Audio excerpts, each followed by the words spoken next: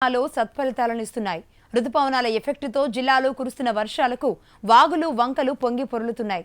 దీంతో ఎన్నో ఏళ్లుగా ముళ్ల పొదలు ఒండ్రుమట్టితో నిండిపోయిన చెరువులు పూడిక తీతతో ఇప్పుడు జల కళను సంతరించుకున్నాయి.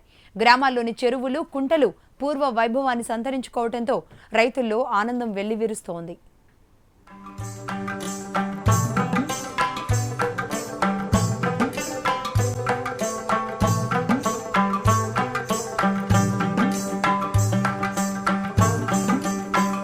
నైరుతి రుతుపవనాల ప్రభావంతో మహబూబ్ నగర్ జిల్లాలో కొన్ని రోజులుగా విస్తారంగా వర్షాలు కురుస్తున్నాయి. దీంతో పలు గ్రామాల్లోని చెరువులు కుంటలు జలకళను సంతరించుకున్నాయి. 10 ఏళ్లలో ఎన్నడూ లేని విధంగా జిల్లాలో అత్యధిక వర్షపాతం నమోదైంది. జిల్లాలోని 64 మండలాల్లో ఓ మోస్తారు వర్షాలు కురిశాయి. దీంతో పలు గ్రామాల్లోని కుంటలు కాల్వలు పొంగిపొర్లాయి. కరువు కాటకాలతో 15 ఏళ్ల క్రితం ఎండిపోయిన చెరువులు ముళ్ల పొదలు పిచ్చి మొక్కలతో నిండిపోయాయి.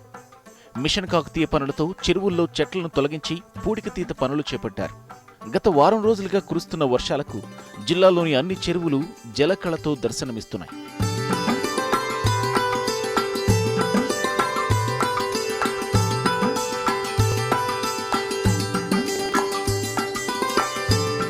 ఇప్పుడు కురుస్తున్న వానలు వరి సాగుకు అనుకూలంగా మారడంతో రైతన్నల్లో ఆశలు మళ్లీ చిగురిస్తున్నాయి. ఏరువాక రోజు నుంచే విస్తారంగా వర్షాలు కురుస్తుండటంతో రైతుల్లో ఆనందం వెల్లివిరుస్తోంది. అదృష్టం కొద్దీ మన బ్రహ్మాండమైన వర్షాలు పడి చెరువులు కుంటలన్నీ నిండి కొన్ని దగ్గర తెగిపోయే పరిస్థితి వచ్చింది.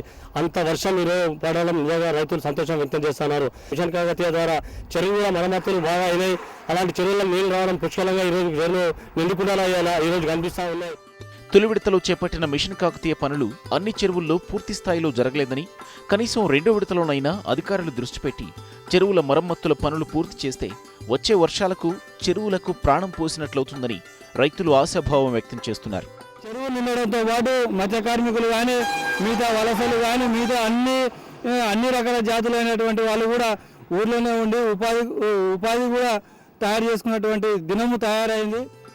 నిత్యం కరువు కాటకాలతో కొట్టుమిట్టాడే పాలమూరు జిల్లాలో ఈసారి జూన్లోనే చెరువులు జలకళను సంతరించుకోవడం అన్నదాతలకు కొండంత భరోసానిస్తోంది. ఈ ఖరీఫ్ సీజన్లో రైతన్నల కష్టాలు కొంతమేరైనా గట్టెక్కే అవకాశాలున్నాయని అన్నదాతలు ఆశాభావం వ్యక్తం చేస్తున్నారు. ప్రాంతీయంలో ఇప్పుడు ఒక షార్ట్ బ్రేక్ తీసుకుందాం. Stay with us.